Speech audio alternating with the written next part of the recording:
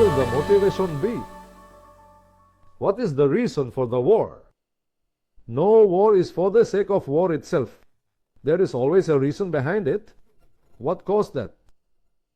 And so it will be explained to us here.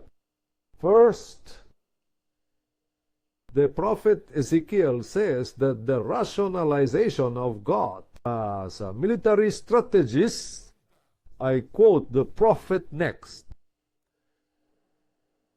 You see, the prophet, in the mindset of this extraordinary leader, this extraordinary soldier, that is Gog.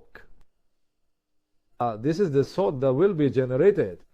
Because remember that it makes the thoughts of the people. They scrutinize the mind and the heart. We can do that. But HASHEM knows what we're thinking. The word is not in our mouth. When you already know. It says the prophet, and this is the internal dialogue, the reasoning, the rationalization that the prophet speaks of. What will they have, Gog? Yeah, to do what you are doing ASAP, I will go up against the land in defense. I'm going to take advantage about a situation. I will go against those who live in peace, who dwell securely.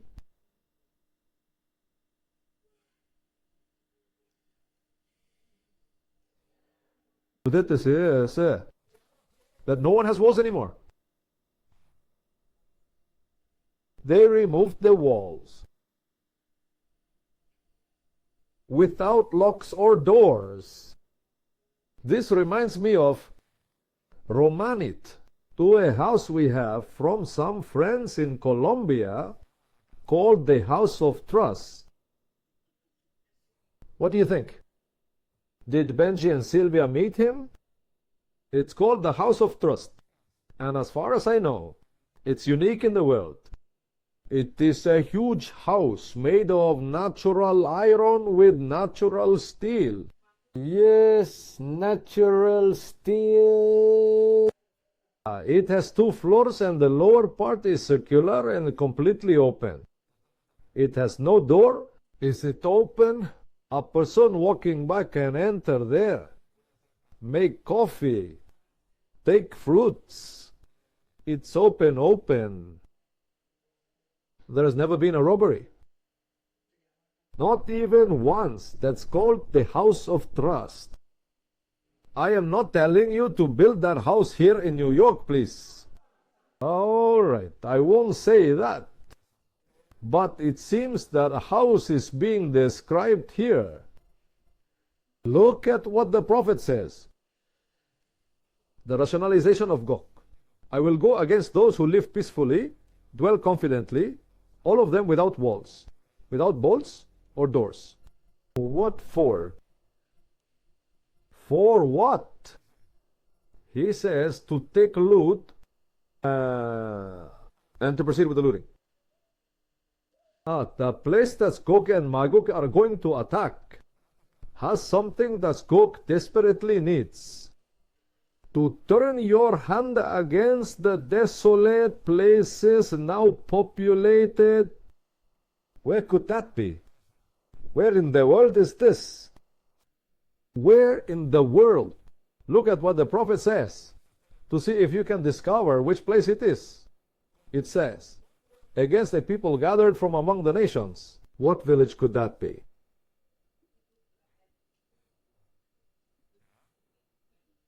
He says, it is against the people gathered from among the nations who have acquired livestock, possessions, and that lives in the middle of the earth.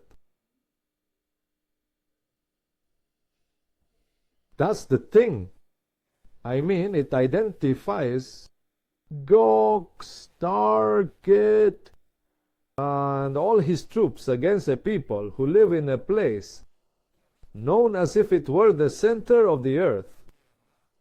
Yes, and it is also a town that has been formed as a result of the gathering of all nations.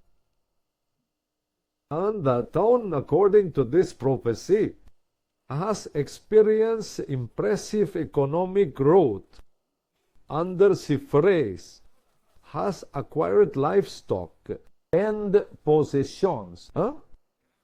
I think you will all be answering that question. I mean, look then. The prophetic puzzle we have here, a huge military conspiracy. That's the first huge, powerful thing. Military alliance that will rise against the people gathered from among the nations. And that alliance, that military conspiracy, will be led by the highest authority, soldier identified as Gog, who will be the leader of a coalition of armies from different nations. So far, 8 nations. In the prophecy, as far as we have read 8 nations, I will identify them for you. Rush, Mordrai, Tubal, Persia, Ethiopia, and Fad. Gomer and Togarmas. Moreover, this GOC will bring about this war not only to these 8 nations, but also mercenaries from many surrounding peoples. The big challenge which is presented to us in chapter 38 and 39 from Ezekiel is to identify the modern nations that occupy these ancient lands today. Mentioned here, the easiest part of the prophecy is to identify against whom this war of Gog and Magog will be. That's the easiest part. And it is the easiest because the text itself says so. If the first is about a people taken from among the nations, and the second, the prophecy clearly says a little further on that these people taken from among many peoples. That's true, right? What you are thinking is Israel. Because the prophet himself affirms, when my people, Israel, dwell safely. So now we know who this war will be against. This final war, the mother of all wars. Because after this war, there will be no more war on earth. Believe me, after this, there will be no more war on earth for a long time. Why?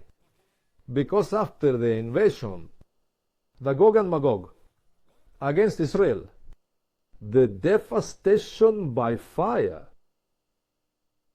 will it be that big? There's a deceit that this present age, as we know it now, will cease to exist.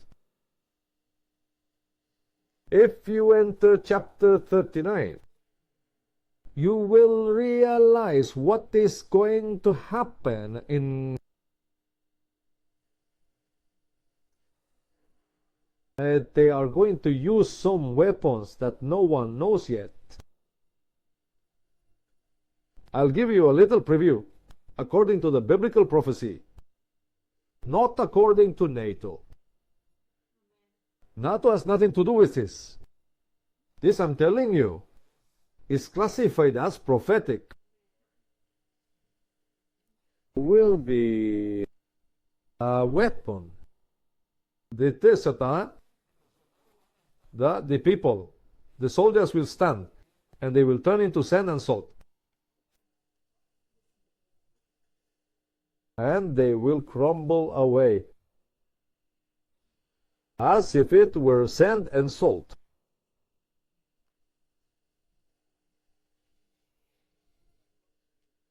It wants to say that after the invasion of Gog and Magog against Israel, the devastation of fire with these weapons, we don't know where those will come from. That's for another conference. It will be so big. This present age, as we know it now, it will simply cease to exist.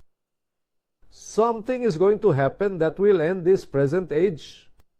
The good news is that we will enter the Messianic age for one whole prophetic day. The seventh prophetic day alluded to in the 7 creative days from Genesis chapter 1 and from Genesis chapter 2, we can identify some of the modern nations in this 500-year-old prophecy